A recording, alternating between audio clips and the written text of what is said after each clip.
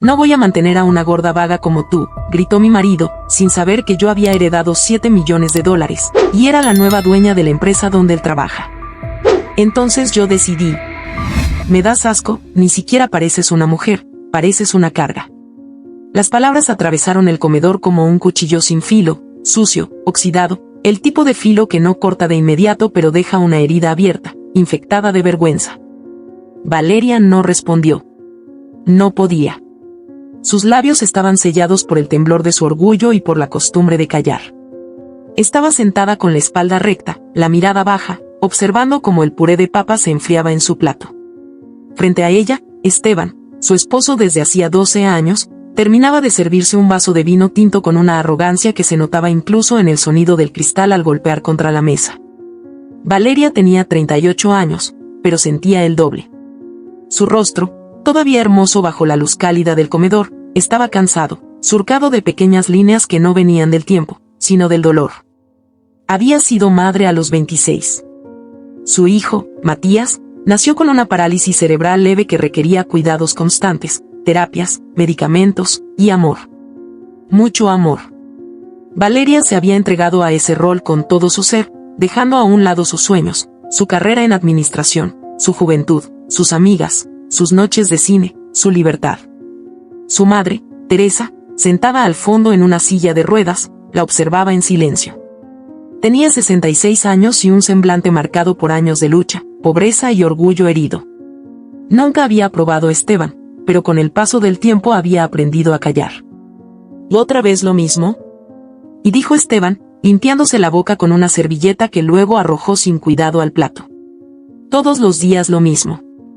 Purecito, carne hervida, y esa cara tuya, como si te estuvieras haciendo la víctima. Valeria tragó saliva. El nudo en su garganta dolía más que cualquier golpe. Miró de reojo a Matías, que estaba en su silla adaptada, jugando con una de sus muñecas sensoriales.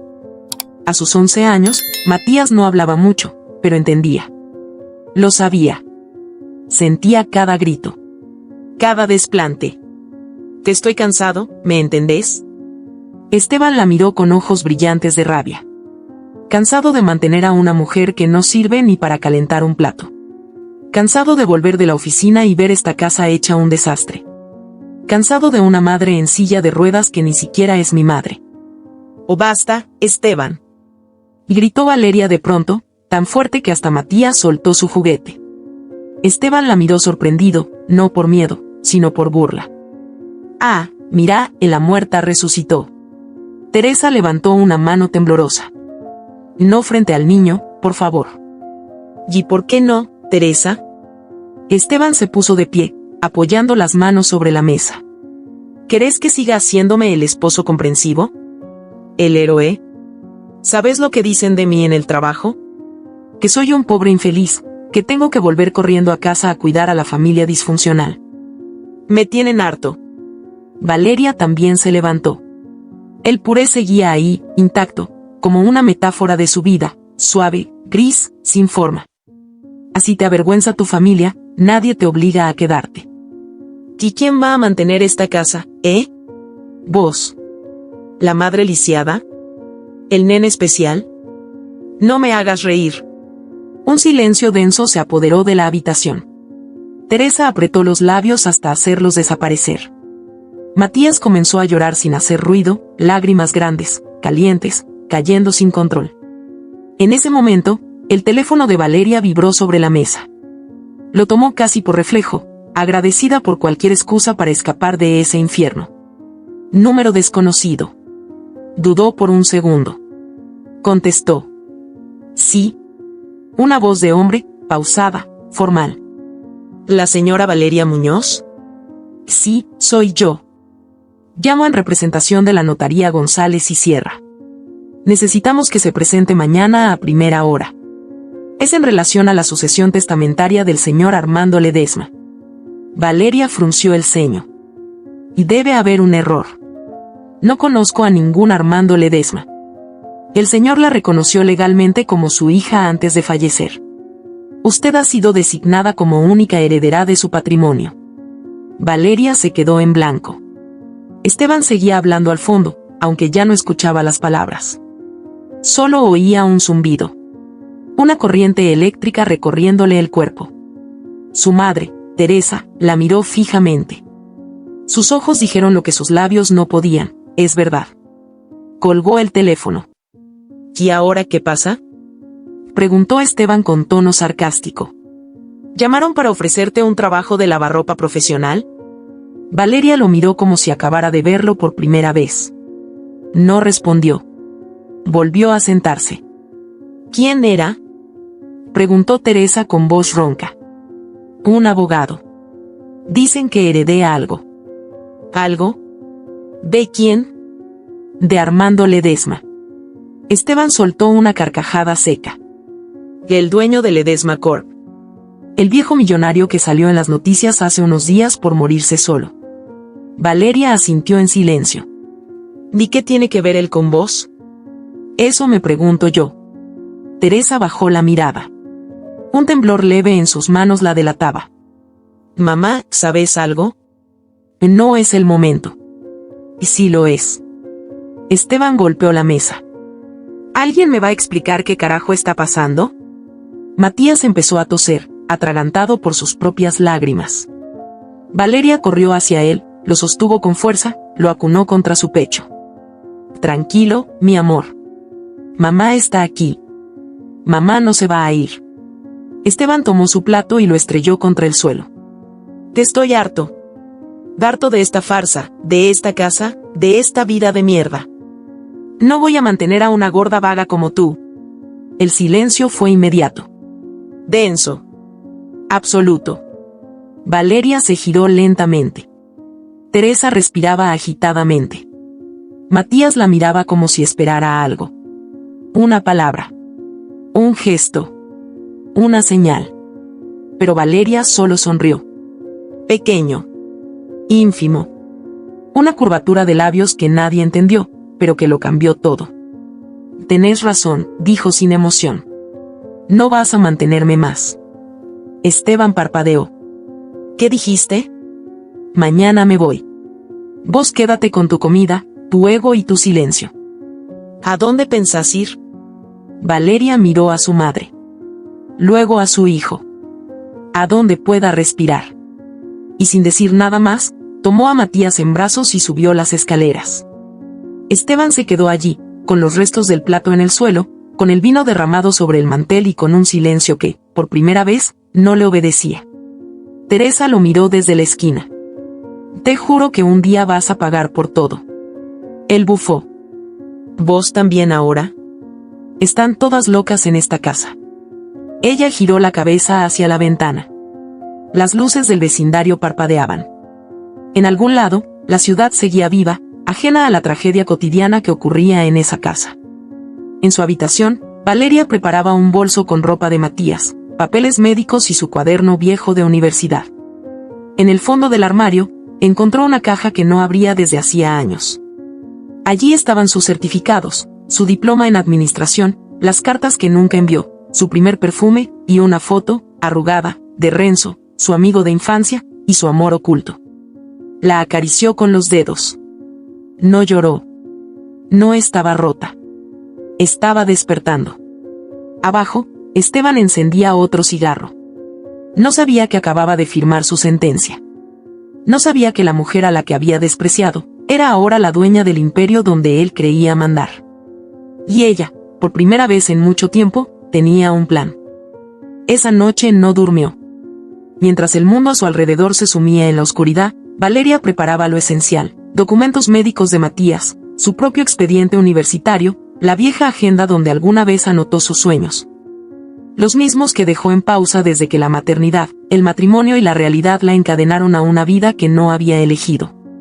A las 5 en punto de la mañana, sin hacer ruido, bajó las escaleras con una maleta en cada mano y a Matías dormido en los brazos. Su madre le esperaba en la puerta, en silencio, con una manta sobre las piernas y los ojos húmedos. Valeria asintió. Teresa supo que era hora.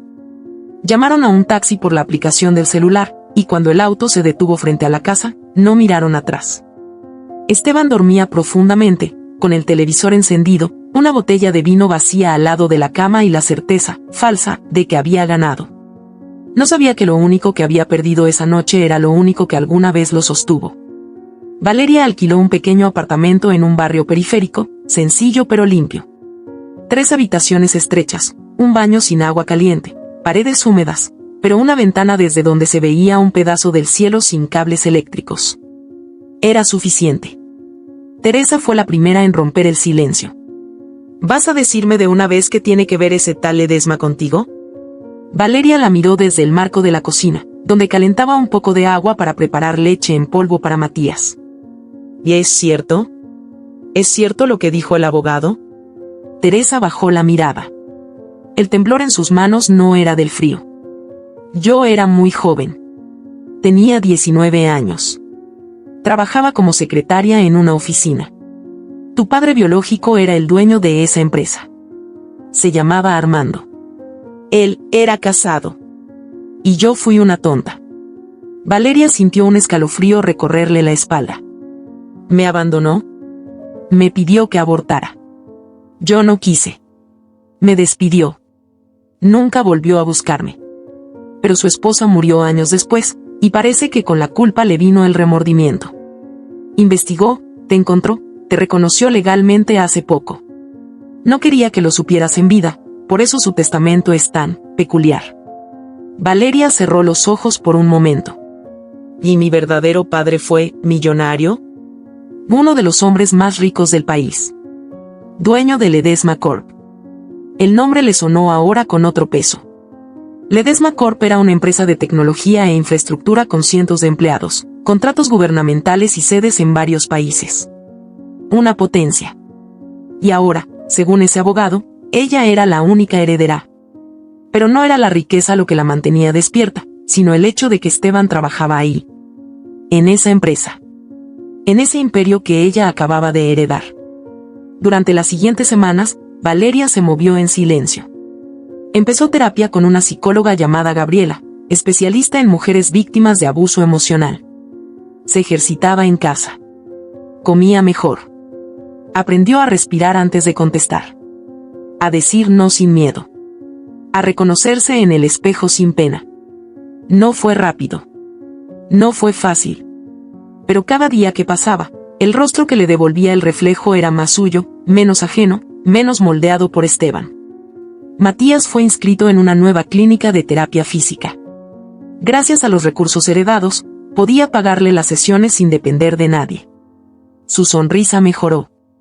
Empezó a emitir sonidos que no había pronunciado desde hacía años. Y aunque no articulaba palabras completas, cada vez que miraba a su madre, sus ojos decían lo que su boca aún no podía: gracias. Teresa, desde la silla junto a la ventana, tejía en silencio. Ya no necesitaba hablar. Sabía que el cambio estaba ocurriendo, y que era real. Una mañana, el abogado de Ledesma Corp le envió un paquete por mensajería. Adentro, había documentos legales, escrituras, participaciones societarias, y una carta escrita a mano, con la firma de Armando Ledesma. Te fallé como padre, pero te devuelvo el poder que siempre fue tuyo. No para que me perdones, sino para que decidas tú qué hacer con mi nombre. Valeria no lloró. No sentía nostalgia. Sentía dirección. Pidió una reunión con los directivos de Ledesma Corp. Fue Renzo quien se encargó de concertarla. Renzo, su amigo de infancia, el único que no desapareció cuando todo se volvió difícil, apareció en la puerta del apartamento con una caja de frutas frescas y una sonrisa nerviosa. ¿Puedo pasar? Valeria lo dejó entrar sin decir nada. Supe lo de Armando, dijo él. Me enteré por un colega. Ledesma tenía una hija secreta, una heredera. Cuando escuché tu nombre, no lo creí. Ahora ya lo sabes. ¿Qué piensas hacer? Lo que nunca nadie hizo conmigo, hacer justicia. Renzo era analista financiero, pero también un hombre honesto. Leal. De esos que nunca se enredaron en el barro, aunque todos a su alrededor lo hicieran. Fue él quien le reveló que Esteban trabajaba en el área de proyectos, que estaba escalando posiciones rápidamente, que se rumoraba que lo estaban considerando para la gerencia de operaciones. Un cargo con acceso a contratos millonarios. Todo gracias a informes inflados, manipulación de datos y una habilidad envidiable para aparentar que sabía más de lo que realmente sabía. Y algo más. Tiene una relación con Juliana, dijo Renzo, mirando hacia el suelo. Ella es nueva. Recién graduada. Bonita, inteligente. Se la pasa en su oficina. Valeria no parpadeó. ¿Desde cuándo? Unos 6 meses. Tal vez más. ¿Y tú cómo lo sabes? Vi fotos. Conversaciones. Lo escuché alardear en una reunión. Se jacta de lo que tiene, de lo que hace falta en su casa. Te llama carga. Lastre. Valeria cerró los puños. No por rabia. Por fuerza. Quiero entrar a la empresa. No como presidenta. No todavía. Quiero ver quién es quién desde abajo. Quiero conocer a las personas que trabajan ahí. Las que Esteban pisotea. Las que nadie ve. Renzo la ayudó a organizar visitas discretas. Se presentó como asesora externa en evaluación de personal, bajo un nombre alternativo. Fue a la sede central, recorrió oficinas, habló con empleados de limpieza, con técnicos, con recepcionistas. Nadie sabía quién era realmente. Ni siquiera Juliana, que la saludó con una sonrisa educada sin saber que tenía frente a ella a la esposa legítima del hombre con quien se acostaba en las tardes. Esteban no la vio. O, si la vio, no la reconoció. Había engordado un poco, sí, pero su ropa era diferente, su postura había cambiado. Ya no era la mujer encorvada por la culpa. Ahora era una figura segura, de palabras justas, de silencios densos. En su segunda visita, un empleado la llevó al área de proyectos. Ahí estaba Esteban, explicando en un pizarrón un supuesto ahorro de materiales que nadie entendía, pero todos fingían comprender. Como ven, decía él, logramos reducir el gasto de hormigón en un 27% gracias a una redistribución inteligente de los cimientos. Somos eficiencia pura. Valeria se mantuvo en la sombra, detrás de una columna, observando. Lo escuchó hablar. Usaba palabras rimbombantes, estadísticas confusas, un tono condescendiente. Se sentía poderoso. Un directivo, el ingeniero Marco Lucetti, la reconoció. No por su rostro, sino por su nombre en la acreditación de seguridad.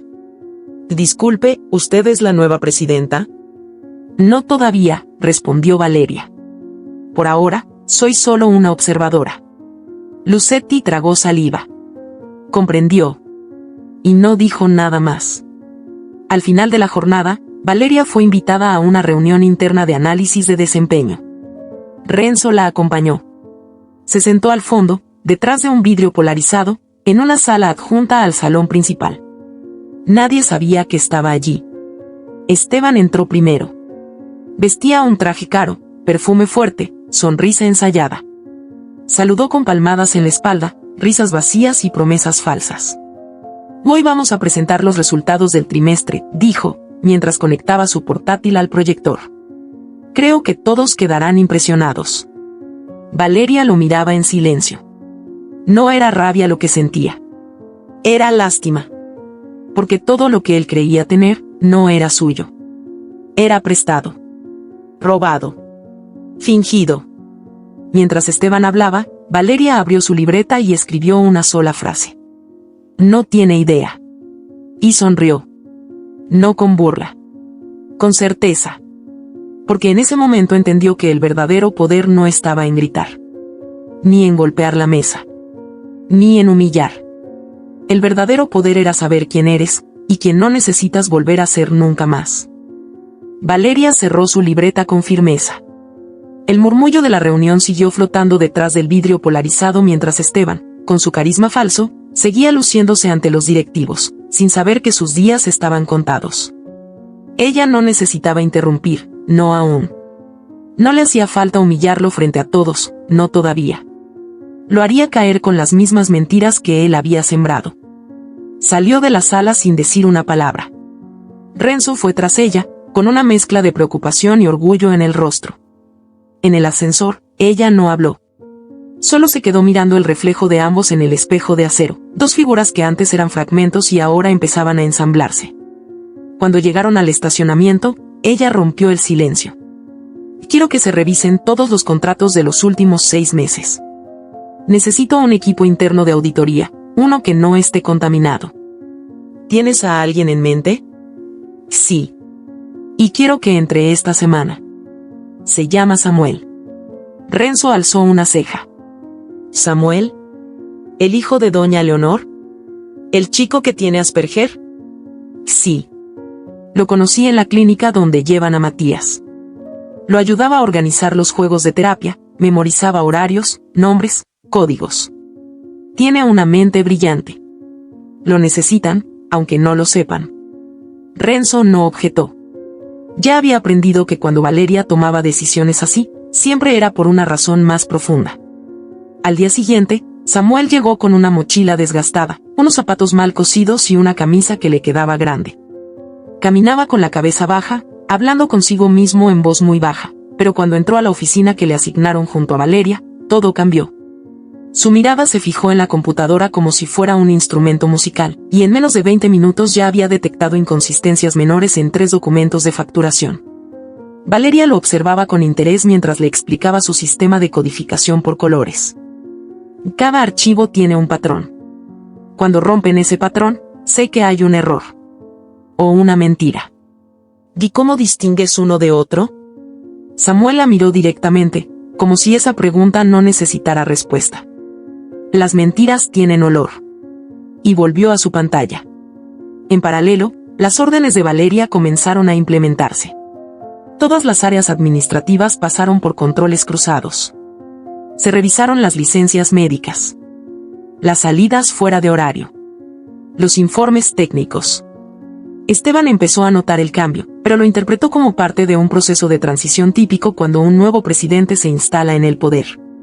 Lo que no sabía era que la presidenta ya estaba ahí, entre ellos, disfrazada de sombra, de protocolo, de rostro conocido que aún no se revelaba. Fue Samuel quien detectó el primer indicio de irregularidad grave. Un correo archivado en una carpeta escondida dentro del sistema compartido de proyectos. En ese correo, Esteban intercambiaba mensajes con un proveedor externo llamado Trenox Solutions, que no aparecía en la base oficial de contratistas aprobados. En los adjuntos, había planos modificados de estructuras públicas, junto con cifras infladas de gastos. Samuel le entregó la información a Valeria sin mediar palabra, solo con un pequeño post-it que decía, no coincide. Valeria lo leyó y comprendió que Trenox no solo era un proveedor fantasma, sino que estaba siendo utilizado para lavar dinero. Esteban estaba desviando fondos desde hacía más tiempo del que imaginaba. Mientras tanto, Juliana seguía apareciendo en los registros de visitas a la oficina de Esteban fuera del horario laboral. Siempre después de las 6 de la tarde. Siempre con sobres en la mano. Siempre con un perfume tan fuerte que dejaba el ambiente impregnado, incluso cuando ella ya se había ido. Valeria la observó una de esas noches, desde una cámara de seguridad. Juliana se sentó en el regazo de Esteban. Él le acariciaba la pierna. Ella reía con una coquetería ensayada. Pero su mirada, por segundos, se perdía en algo más oscuro. Algo no encajaba. Días después, Juliana pidió una reunión privada con recursos humanos. Alegó estrés, ansiedad, náuseas matutinas. El director del área lo informó con frialdad. Solicitó un permiso de ausencia temporal. Dice que necesita hacer algunos exámenes. Valeria no reaccionó en público. Pero llamó a Renzo en cuanto tuvo un momento a solas. Está embarazada. ¿Estás segura? Completamente. Y no va a decir quién es el padre. Esa misma noche, Teresa tuvo un episodio. Valeria llegó al apartamento y encontró a su madre semi-inconsciente, con la respiración débil y una fiebre que le quemaba la frente. La llevaron al hospital más cercano. El diagnóstico fue una infección respiratoria que se había complicado por la edad y su condición crónica. Mientras los médicos la estabilizaban, Valeria se sentó junto a Matías en la sala de espera. El niño acariciaba su muñeca sensorial sin despegar los ojos del suelo. Valeria le tomó la mano. Te prometo que la abuela va a estar bien. Matías no respondió, pero apretó su mano con fuerza. Valeria no pudo evitar llorar. Todo lo que estaba construyendo podía derrumbarse en cualquier momento. El poder no podía comprar el tiempo, ni revertir el daño acumulado por años de silencios. A la mañana siguiente, mientras Teresa dormía conectada a un suero, Valeria regresó a la oficina. Samuel la esperaba con otro informe. Esta vez era una grabación. Y no sabía que estaba encendida, le explicó, mostrando su grabadora de voz, que usaba para registrar sus pensamientos en desorden. Reprodujo el audio. Esteban hablaba con alguien más. Alguien que no se identificaba. Pero el tono era claro. Tráfico de información. Filtraciones. Promesas de pagos bajo la mesa. Y algo más. Si la Junta no aprueba mi ascenso, haré lo que hablamos. Tengo los datos. Y un contacto en prensa. Valeria cerró los ojos. Esteban estaba chantajeando a los altos mandos. Estaba dispuesto a tirar la empresa abajo si no obtenía lo que quería. Como un niño que rompe un juguete cuando no se lo dejan llevar. Más tarde, mientras Valeria procesaba todo, Renzo se acercó con una carpeta. La lista de empleados que fueron reportados por acoso en los últimos meses. No se tomaron acciones formales. Las víctimas tenían miedo. ¿Y Esteban? Hay 5 menciones de su nombre. Todas descartadas sin investigación. 4 mujeres. 1 hombre. Valeria tragó saliva. Sabía de lo que él era capaz. Lo había vivido. Pero leerlo en los informes, sentirlo tan cerca, le dio náuseas. Esa noche, Renzo la invitó a cenar. No en un restaurante caro, sino en una pequeña fonda frente a una plaza. Pidieron empanadas y sopa caliente. Hablaban poco. Comían en silencio. Hasta que Renzo rompió el muro. ¿Por qué no me odias? ¿Y qué te hace pensar que no lo hago? Porque aún me dejas estar cerca. Después de lo que pasó con Juliana. Valeria lo miró largo rato. Luego bajó la vista. Porque sé lo que se siente equivocarse por soledad. No te justifico, pero te entiendo. No quiero que me entiendas. Quiero que me creas. ¿Qué creas qué? ¿Qué me importas? Valeria no respondió. Terminó su sopa en silencio. Al día siguiente, Juliana apareció en la clínica ginecológica del distrito. Matías tenía terapia en el mismo lugar. Valeria no la vio, pero Samuel sí. La reconoció por una foto que Renzo le había mostrado. Y no estaba sola. Renzo estaba con ella.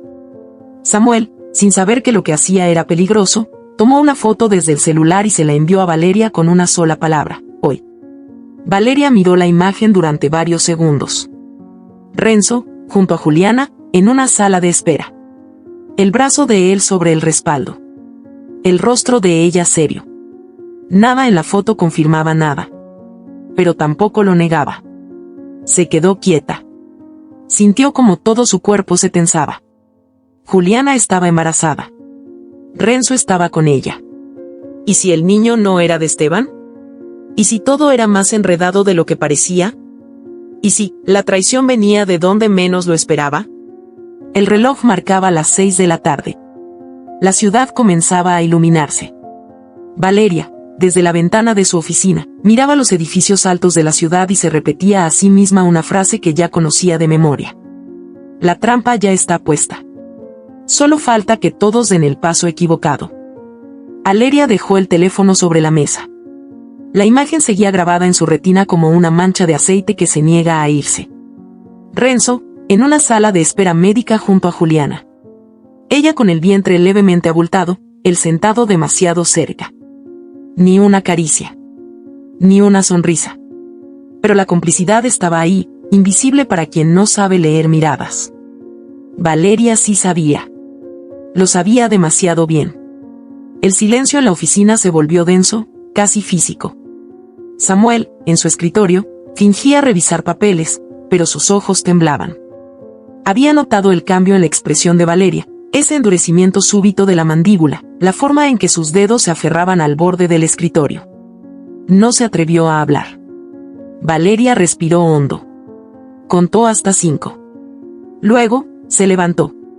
Tomó su bolso, dejó los documentos apilados y salió del edificio sin mirar a nadie. El aire frío de la noche le golpeó la cara como un reproche. Caminó 3 cuadras hasta una cafetería vacía, pidió un café solo, se sentó en la mesa más alejada y pensó en lo impensable. ¿Y si Renzo había mentido? ¿Y si el hijo que esperaba Juliana no era de Esteban, sino de él? ¿Y si el único hombre que le quedaba limpio también estaba podrido por dentro? No era solo celos. No era orgullo herido. Era otra cosa. Era la sensación de que cada persona que tocaba la traicionaba. Primero su madre, al ocultarle quién era su verdadero padre. Luego Esteban, con años de humillaciones. Ahora, quizá, Renzo. Todos la habían herido. Todos, salvo Matías. El teléfono vibró en su bolso. Revisó la pantalla. Era la clínica. Contestó de inmediato. ¿Señora Muñoz? Sí, dígame. Tiene que venir. Su hijo ha tenido una crisis respiratoria. Está en observación, pero necesitamos su consentimiento para trasladarlo a urgencias pediátricas. El mundo se contrajo. Dejó el café intacto y corrió hasta la avenida principal para tomar un taxi. No recordaba cómo llegó. No recordaba los semáforos, ni las luces. Solo recordó bajar del auto, correr por el pasillo del hospital, abrir la puerta del área de observación y verlo ahí, tan pequeño, con una máscara de oxígeno, los labios morados, el cuerpo quieto. Matías, susurró, acercándose. Un médico joven le explicó que el niño había entrado en un estado de hipoxia leve, probablemente derivado de una fibrosis que no había sido detectada. Le hicieron una tomografía, una batería de análisis, estudios de función pulmonar. Valeria no entendía del todo los términos, pero las palabras importantes eran claras: Europa. Tratamiento experimental. Costoso. Inmediato. Salvación o resignación. ¿Cuánto cuesta? Más de lo que puede pagarse sin apoyo institucional. Valeria lo miró a los ojos. Yo puedo pagarlo. ¿Estás segura? No lo dude. Matías fue estabilizado, pero debía viajar pronto. El tratamiento debía iniciarse antes de que la fibrosis avanzara a otras zonas. Valeria pasó la noche en una butaca junto a su cama. En la madrugada, cuando el niño abrió los ojos, lo primero que dijo fue: «Mamá, ¿por qué papá no me quiere?». La pregunta fue como un disparo. Valeria se quedó inmóvil.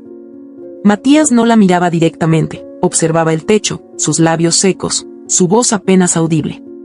Valeria sintió que el aire se le escapaba del pecho. «No es que no te quiera», susurró. «Es que no sabe cómo hacerlo». «¿Yo hice algo mal?». «No, mi amor. Tú eres perfecto. El problema es de él, no tuyo». «¿Y por qué ya no vive con nosotros?». «Porque yo no lo quería cerca. Porque tú y yo estamos mejor sin que alguien nos haga daño». Matías cerró los ojos otra vez. Una lágrima le cruzó la mejilla, lenta. Valeria la secó con los dedos. Se sentía impotente. Furiosa. Dolida. El niño que había defendido con todo su ser ahora le preguntaba si era culpable de no ser amado. Y todo porque ese hombre despreciable no había sido capaz de entender lo que tenía frente a sus ojos. A la mañana siguiente, Teresa fue al hospital. La llevaron en silla de ruedas, pálida, los párpados caídos, la voz ronca. Valeria le explicó la situación. Ella asintió sin hablar. Estaba más delgada. Su piel tenía manchas oscuras. La tos le sacudía el cuerpo entero. Cuando Matías se quedó dormido, Valeria la llevó a la cafetería del hospital. Allí, mientras removía el azúcar en una taza de té, Teresa habló. «Tú me odias por habértelo ocultado». Valeria no respondió. Lo entendí en cuanto dijiste su nombre. Sabía que tarde o temprano, la verdad iba a llegar. No fue solo un nombre. Fue toda una vida. Me quitaste la posibilidad de saber quién era. No quise dañarte. Quise protegerte. ¿Qué? De convertirte en una copia de él. Valeria alzó la mirada. ¿A qué te refieres? Tu padre no solo fue un cobarde. Fue cruel. No solo me despidió. Me amenazó. Me dijo que si hablaba, haría desaparecer mi nombre del mundo. Tenía contactos. Dinero. Poder. Tú eras una mancha en su historial. ¿Y aún así me dejó su fortuna? Porque la culpa no se borra. Solo se transforma. Te dio el dinero que no quiso darte en vida. Pero no lo confundas con amor. Valeria tragó saliva. Tenía una maraña en el pecho que no sabía cómo deshacer. Teresa temblaba. El té le salpicaba los dedos. No me queda mucho, susurró. Lo sé. Lo siento en el cuerpo.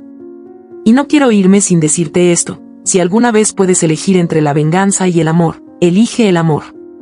Porque la venganza no llena. No cura. Solo retrasa el vacío. Valeria la miró largo rato. La imagen de Renzo volvió a su mente. Juliana embarazada. La duda. El dolor. La rabia. Esa noche, al volver al apartamento, encontró un sobre bajo la puerta. No tenía remitente. Lo abrió con manos frías. Adentro, fotos. Esteban reunido con un grupo de hombres en una oficina discreta.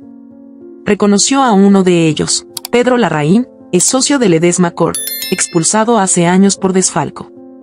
Otro era un abogado con antecedentes por lavado de activos. El tercero, el mismo contacto de Trenox Solutions. Esteban vendiendo secretos. Esteban aliándose con enemigos de la empresa. Esteban dispuesto a todo por más poder. Fue al día siguiente que Samuel encontró el resto. En una unidad USB olvidada en la sala de impresión, grabaciones, notas y un video. En él, Esteban hablaba directamente a cámara. Esto es un seguro. Por si me dejan fuera. Tengo copia de los documentos de licitación, los nombres de los empleados fantasmas, las fechas de transferencias. Si me sacan del juego, caemos todos. Valeria guardó la USB en una caja fuerte. Luego se encerró en el baño, frente al espejo, y se miró largo rato. Lo tenía todo en sus manos. Las pruebas. El poder. La oportunidad de destruirlo. Y aún así, algo dentro de ella temblaba. Se llevó las manos al rostro, se apoyó en el lavamanos, y se dejó caer lentamente hasta el suelo. Lloró en silencio, con una tristeza que no venía solo de la traición, sino de la pérdida. Porque cada paso hacia la justicia la alejaba de algo que también necesitaba, paz. Y en medio de las lágrimas, se preguntó en voz baja, tan baja que solo su reflejo la escuchó. ¿Y si me vuelvo como él? Valeria lo preguntó sin esperar respuesta, mientras el silencio del baño se hacía más pesado que su propio cuerpo acurrucado en el suelo. Las lágrimas secas le dejaban marcas en la piel. No lloraba de rabia. Lloraba de cansancio, de decepción, de esa extraña mezcla entre justicia y culpa que le carcomía el pecho. Había llegado tan lejos. Tenía todo. Y aún así, algo la vaciaba por dentro. Se puso de pie lentamente, se lavó la cara con agua fría y se miró al espejo otra vez. Esta vez, la pregunta se disipó. No era como él. Porque tenía el poder de aplastar, pero también la capacidad de decidir cómo usarlo. Esa noche no durmió. Redactó una lista con fechas, documentos, nombres, grabaciones. El rompecabezas estaba completo. Esteban no solo había traicionado a su familia, también había corrompido el lugar que le daba de comer a cientos de trabajadores. Había manipulado informes, amenazado empleados, encubierto abusos, y ahora, se preparaba para vender la base de datos de Ledesma Corp a competidores internacionales. Valeria no podía callar más. Al amanecer, reunió al equipo legal de la empresa. Exigió una convocatoria urgente a todos los empleados y directivos. Una asamblea general, presencial, en el auditorio principal. Ni un asiento vacío. Lo que iba a ocurrir allí no era un simple anuncio. Era la caída de un imperio construido sobre mentiras. A las 10 en punto de la mañana, las luces del auditorio se atenuaron. Más de 300 personas ocupaban sus asientos, murmurando entre sí. Nadie sabía con certeza qué ocurría, pero el ambiente olía a algo inminente. Los rumores eran muchos, que habría despidos, que se avecinaba una fusión, que la nueva presidenta aparecería por fin. Esteban llegó vestido como si fuera el dueño del mundo. Traje nuevo, corbata de seda, sonrisa prepotente. Saludó a varios con palmadas en la espalda, se sentó en la primera fila y cruzó las piernas con descaro. No tenía idea de lo que estaba a punto de suceder. Renzo estaba en la sala de control de sonido. Samuel, sentado junto al escenario, sostenía en sus manos una pequeña hoja doblada. Teresa no estaba. El hospital había decidido internarla por precaución, aunque su estado empeoraba cada día. Valeria subió al escenario entre murmullos. Vestía un conjunto negro, sin adornos. Su rostro era sereno. Ni una gota de maquillaje. Ni una sonrisa. Tomó el micrófono con firmeza. Buenos días. Me presento oficialmente ante ustedes. Mi nombre es Valeria Muñoz Ledesma. Soy la presidenta de esta empresa. Hubo un silencio de asombro. Unos cuantos se quedaron boquiabiertos. Otros giraron hacia Esteban, que ahora tenía el rostro rígido como mármol. Un susurro se esparció como un incendio en el auditorio. Valeria continuó sin pausa. Durante las últimas semanas he estado observando el funcionamiento interno de la empresa. No como presidenta, sino como una más. Desde adentro. He caminado por sus pasillos, revisado archivos, escuchado conversaciones. Y lo que descubrí me obliga a hablar hoy frente a ustedes. Con pruebas. Con verdades. Y con consecuencias. Le hizo una seña a Renzo. En la pantalla gigante del auditorio apareció el primer video, Esteban negociando con el proveedor ilegal, recibiendo sobres, riendo mientras explicaba cómo inflar presupuestos. Luego, la grabación de la amenaza a la junta, si me sacan del juego, caemos todos. Más tarde, una cadena de correos que demostraban el uso de identidades falsas para justificar horas extras inexistentes. Los rostros se transformaban a medida que las pruebas aparecían. Algunos empleados tapaban la boca con las manos. Otros tomaban notas con desesperación. Nadie hablaba. Nadie se atrevía. Valeria caminó por el escenario como si cada paso fuera un acto de liberación. Y no termina ahí, dijo con voz firme. El señor Esteban Herrera también fue denunciado por acoso a múltiples empleados. Denuncias que fueron ignoradas por miedo, por manipulación o por protección. Esas personas hoy tendrán su voz. Hizo una pausa. Miró directamente a Esteban, que ahora estaba blanco como el papel, sudando, apretando los puños sobre sus rodillas. Lo que construiste con mentiras, hoy se derrumba con la verdad. Esteban se levantó bruscamente. No me hagas esto, Valeria. No aquí. Valeria no desvió la mirada. Aquí no. ¿Dónde entonces? ¿En casa, donde gritabas? ¿En la cama, donde mentías? ¿En la empresa, donde robabas? Esteban subió al escenario. Intentó arrebatarle el micrófono. Renzo se interpuso. 2 agentes de seguridad lo sujetaron por los brazos. Tú no eres nada sin mí. Te recogí de la basura. Yo te hice mujer. Samuel se levantó de su asiento. Caminó despacio hasta donde estaban Valeria y Esteban. Llevaba la hoja doblada entre sus dedos. Se la entregó a Esteban sin decir nada. Luego regresó a su lugar. Esteban, confundido, abrió el papel. Leyó en silencio. Lo que hiciste me dolió. Me llamaste raro. Dijiste que era un estorbo. Pero yo encontré a alguien que sí cree en mí. No mereces destruir lo que ella está construyendo. Esteban dejó caer la carta. La sala estalló en murmullos otra vez. Algunos aplaudieron. Otros grababan con sus teléfonos. Valeria tomó el micrófono una última vez. Que este no es el final. Es el principio de un lugar limpio, justo y humano. Y para lograrlo, la corrupción debe irse. La crueldad debe irse. Y tú, Esteban, debes irte. Los agentes lo escoltaron hasta la salida. Nadie lo despidió. Nadie se acercó. Juliana, en la última fila, bajó la cabeza. Cuando Esteban desapareció por la puerta, Valeria miró a Juliana. Antes de cerrar esta asamblea, hay algo más que debe decirse. Juliana se puso de pie. Tenía el rostro pálido. Las manos temblorosas. Caminó hasta el escenario y tomó el micrófono con dedos helados. Estoy embarazada. Y todos creían que era de Esteban. No lo es. Hubo un suspiro colectivo. El padre es Renzo. Valeria bajó los párpados. No hubo rabia. No hubo escándalo. Solo un nudo que se deshizo lentamente. Como si ya lo supiera. Renzo cerró los ojos. Juliana entregó el micrófono y se fue sin mirar a nadie. Sus tacones resonaban como tambores de guerra en el suelo del auditorio. Fue la última en irse. Al salir del edificio, Valeria vio que llovía. Las gotas golpeaban el asfalto con violencia. A lo lejos, una figura caminaba lentamente bajo la lluvia. Era Esteban. Solo. Sin paraguas. Con el traje empapado y la mirada perdida. Valeria lo siguió unos metros. Él la sintió cerca y se detuvo. ¿Vienes a burlarte? No. ¿A decirme que lo merezco? Tampoco. Entonces, Valeria se paró frente a él. Lo miró directo a los ojos. Nunca fue sobre venganza, fue sobre justicia.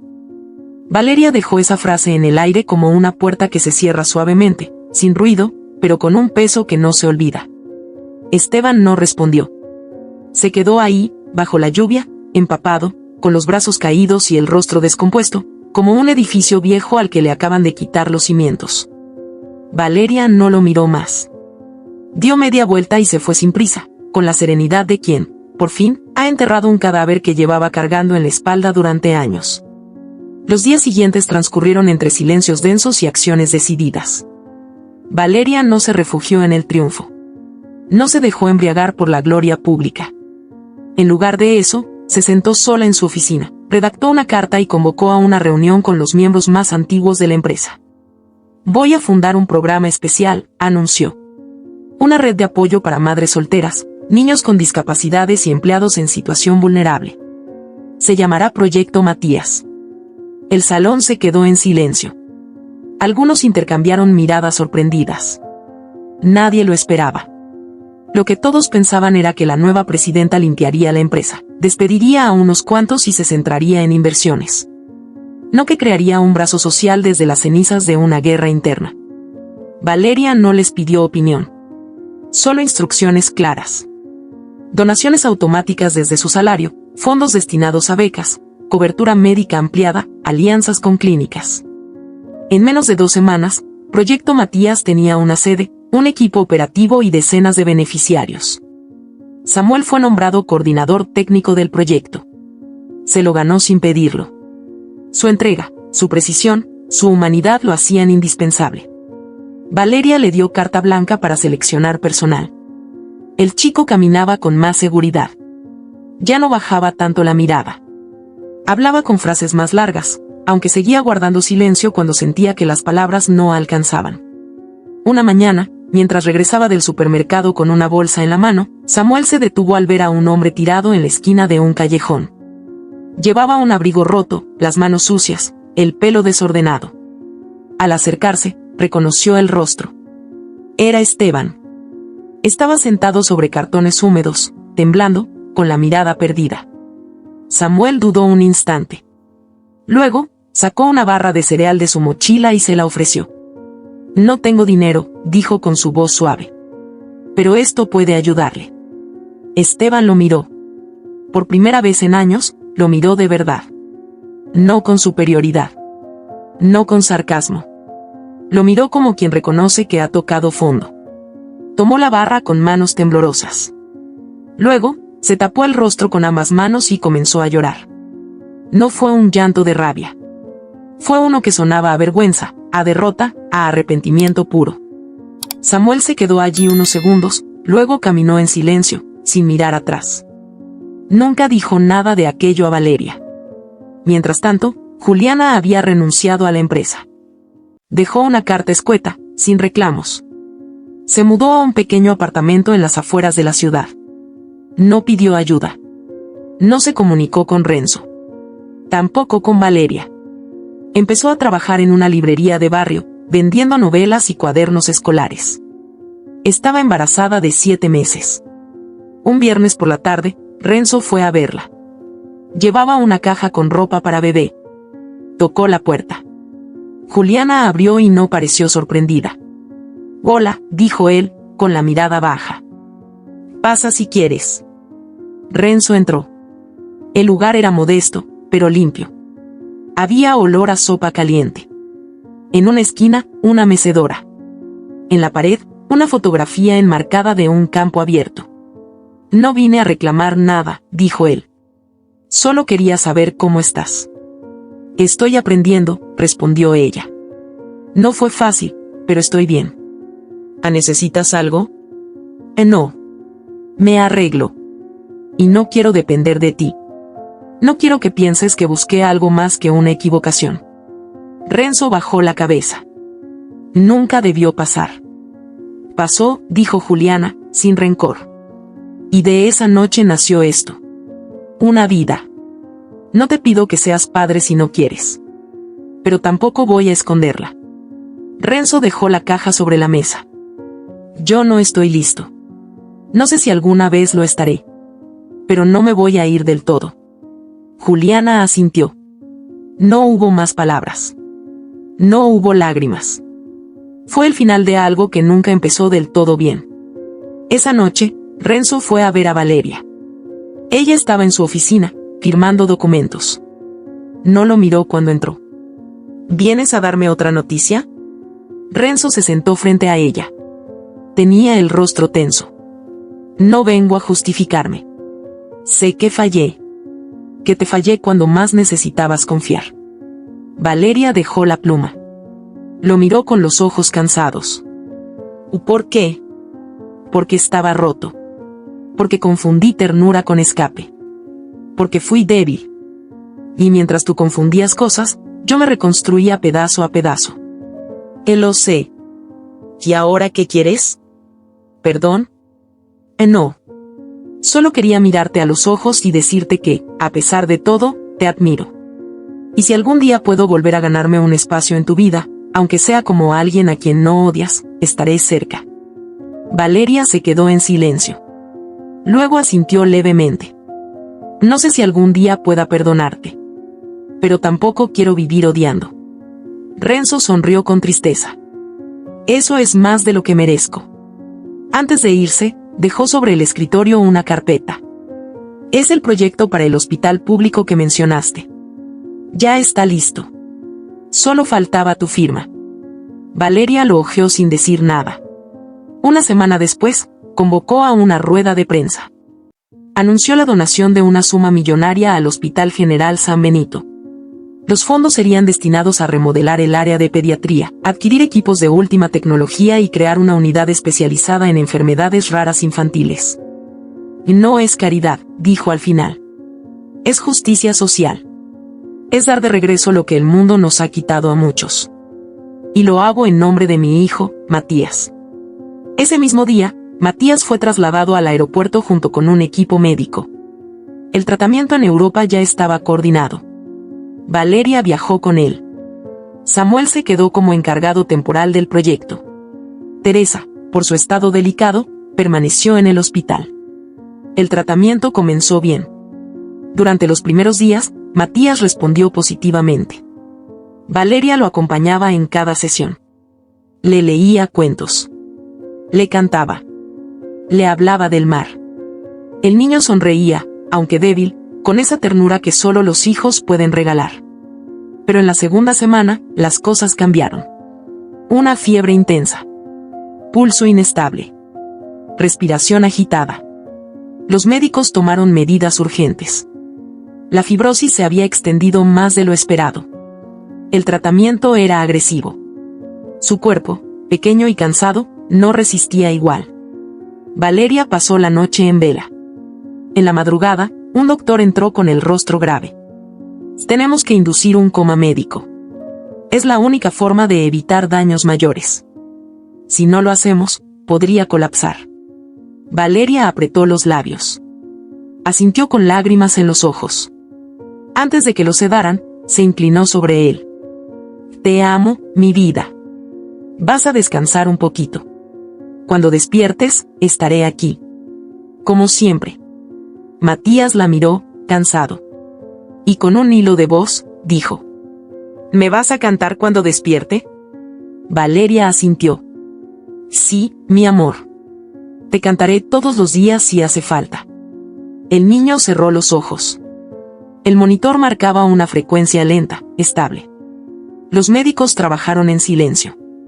Valeria se quedó en la silla, sin moverse. Como una estatua que sangra por dentro. Matías había entrado en coma. Y con él, una parte de ella también.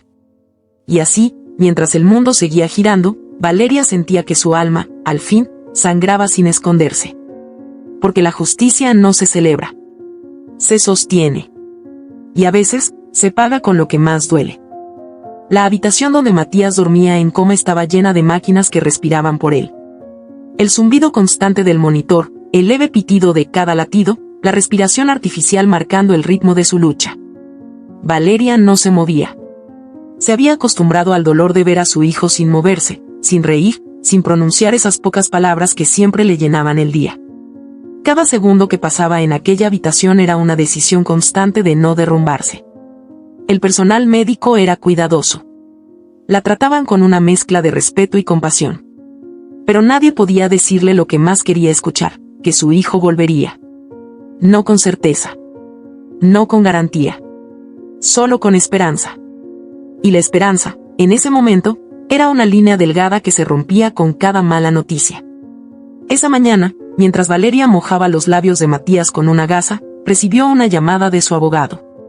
Esteban había sido ingresado en el hospital municipal con un cuadro severo de pulmonía. Lo encontraron desmayado en la vía pública, desnutrido, con hipotermia. Ningún familiar reclamó por él. Nadie sabía dónde vivía. Valeria colgó sin decir mucho. Pasaron horas. Lo pensó. Lo volvió a pensar. Hasta que por fin, tomó una carta escrita a mano y salió del hospital donde Matías dormía, con el alma aún suspendida. El hospital municipal tenía olor a desinfectante barato. El cuarto donde Esteban se recuperaba estaba al final de un pasillo sin ventanas. Estaba despierto, pero demacrado. La barba crecida, los ojos hundidos, la piel grisácea. Al verla entrar, se incorporó como pudo, con torpeza, con algo de vergüenza en la mirada. ¿Qué haces aquí? Valeria no respondió. Sacó de su bolso una hoja doblada y la colocó sobre la mesa de noche. Es una carta de Matías. Le escribió antes de su viaje. Te la dejó por si algo pasaba. Esteban tragó saliva. Está en coma, dijo ella, sin titubeos. Luchando. Como siempre. Esteban no dijo nada. Tomó la hoja con dedos temblorosos. La abrió. Reconoció la letra desordenada de su hijo. A medida que leía, las lágrimas comenzaron a deslizarse por sus mejillas sin control. Cuando terminó, se la llevó al pecho como si fuera un escudo o una confesión. Valeria lo observó en silencio. No sentía odio. Solo un eco lejano de compasión, de pena por lo que nunca pudo ser. Lo que hiciste no tiene arreglo, dijo ella, sin dureza. Pero puedes empezar de nuevo. No conmigo. No con Matías. Contigo. Salió de la habitación sin esperar respuesta. Esa misma tarde, mientras el cielo europeo se nublaba tras las ventanas del hospital, el monitor junto a la cama de Matías emitió un sonido distinto. Leve. Un cambio en el ritmo. Los médicos entraron de inmediato. Valeria se acercó, como si cada paso le costara el alma. Y entonces, lo vio. Sus dedos se movieron. Luego sus párpados. Lentamente, con un esfuerzo tremendo, Matías abrió los ojos. Mamá, susurró. Fue como si el mundo se encendiera otra vez. Valeria cayó de rodillas junto a la cama, llorando, besándole las manos, repitiendo su nombre como un rezo. El médico le sonrió con discreción. Matías la miraba como si supiera que había vuelto de muy lejos solo por ella. ¿Me vas a cantar?, preguntó con voz débil. Claro que sí, mi vida, dijo Valeria. Toda la vida si quieres. Volvieron a casa semanas después. El tratamiento había dado frutos. Matías estaba más fuerte. No corría ni gritaba como los otros niños, pero estaba vivo. Y eso era suficiente. A su regreso, Valeria fue recibida como un símbolo de fortaleza. Pero ella ya no quería ese lugar. No deseaba ser la mujer en el pedestal. Había visto demasiado. Había sentido demasiado. Renunció públicamente a la presidencia de Ledesma Corp. Lo hizo sin aplausos, sin discursos largos. Solo dijo: no vine a quedarme en el poder. Vine a limpiar un nombre. A proteger una vida. Y ya lo hice. El consejo directivo aceptó su decisión con respeto. Samuel fue promovido a coordinador general del proyecto Matías. Su inteligencia, su sensibilidad, su sentido del deber lo hacían perfecto para liderar el área social. Al poco tiempo, una organización internacional lo invitó a dar una charla TED en la sede de la empresa. El día del evento, el auditorio estaba lleno. Samuel subió al escenario con una libreta en la mano. Respiró profundo y comenzó a hablar. Cuando era niño, me decían que yo era raro. Que hablaba demasiado solo. Que miraba mal. Que no encajaba. Y eso me dolía. Mucho. Hasta que conocí a alguien que no me pidió encajar. Que me dio espacio para ser como soy. Esa persona me enseñó que el respeto no es una opción. Es una necesidad humana. Hoy, estoy aquí para decirles algo simple. Cuando respetas a alguien, estás sembrando futuro. Porque donde hay respeto, nace la posibilidad de una vida mejor. El auditorio aplaudió. Algunos lloraban. Valeria, desde la última fila, sintió que algo dentro de ella también sanaba. Renzo, por su parte, había regresado a trabajar como asesor independiente. Mantenía contacto con Valeria, pero sin invadir. Su relación se transformó en una distancia amable. Juliana dio a luz a un niño sano. Lo llamó Gabriel. Renzo lo visitaba, lo cuidaba, lo sostenía con manos torpes pero sinceras. Juliana nunca le exigió nada. Criaban al niño con paz, sin dramas, sin títulos innecesarios. Doña Teresa, en cambio, no resistió mucho tiempo. Su cuerpo, ya frágil, se fue apagando poco a poco. Valeria estuvo con ella hasta el último suspiro. En su lecho, la madre le tomó la mano y le susurró: «Gracias, por ser más fuerte que yo». Valeria solo pudo decirle que la amaba. Y la vio irse con la paz que no tuvo en vida. Días después del funeral, mientras organizaba las pertenencias de su madre, encontró una caja cerrada con una carta encima. Estaba dirigida a ella. La leyó sentada frente a la ventana, con el sol colándose por las cortinas. «Querida hija, si lees esto, ya no estoy. No te pido perdón por lo que oculté. Solo te dejo mi gratitud. Porque tú hiciste lo que yo no pude. Porque tomaste el dolor y lo convertiste en algo digno. Porque elegiste amar, incluso cuando podías destruir. No heredes mi miedo. Hereda tu propia luz». Valeria cerró la carta con las manos temblorosas. Ya no necesitaba más respuestas. Ni explicaciones. Lo que tenía era suficiente. Lo que quedaba era su vida. Se mudó cerca del mar. En una casa sencilla, con ventanas grandes y un porche donde Matías jugaba con sus muñecos sensoriales. Allí escribía. Cocinaba.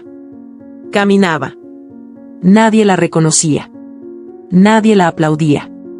Y eso la hacía feliz. Una mañana, Matías le llevó una libreta vieja.